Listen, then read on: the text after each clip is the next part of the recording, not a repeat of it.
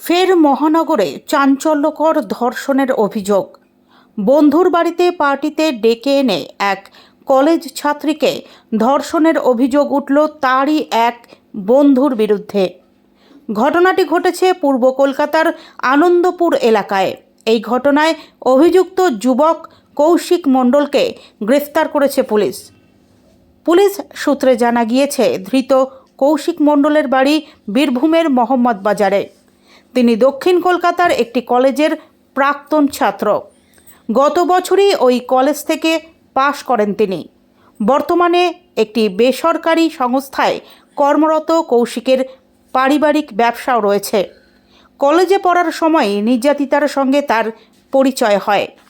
অভিযোগকারিণী উত্তর 24 পরগনার বারাসতের বাসিন্দা এবং এখনও ওই কলেজেরই ছাত্রী।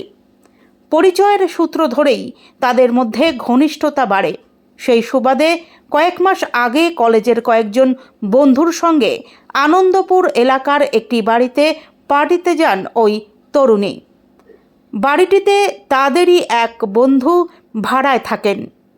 ওই পার্টিতে উপস্থিত ছিলেন অভিযুক্ত কৌশিকও। অভিযোগ, সারা রাত ধরে পার্টিতে মদ্যপান চলছিল।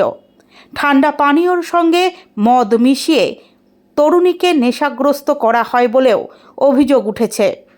নির্যাতিতার বয়ান অনুযায়ী অন্য বন্ধুরা পাশের ঘরে থাকলেও অভিযুক্ত তাকে আলাদা একটি ঘরে নিয়ে যান। সেইখানেই তাকে ধর্ষণ করা হয় বলে অভিযোগ। ঘটনার পর বিষয়টি চেপে যাওয়ার জন্য অভিযুক্ত যুবক হুমকি দেয় বলেও অভিযোগ করেছেন তরুণী। বাড়ি ফিরে তিনি অসুস্থ বোধ করতে থাকেন এবং মানসিকভাবে ভেঙে পড়েন।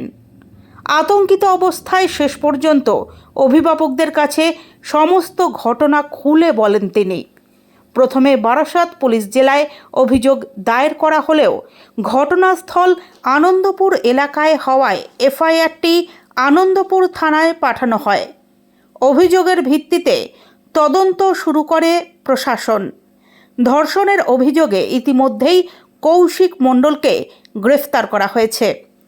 বুধবার সকাল 11টা নাগাদ জানা গিয়েছে, তদন্তের স্বার্থে অভিযুক্তকে সঙ্গে নিয়ে ঘটনাস্থলে যাওয়ার প্রস্তুতি নিচ্ছে প্রশাসন।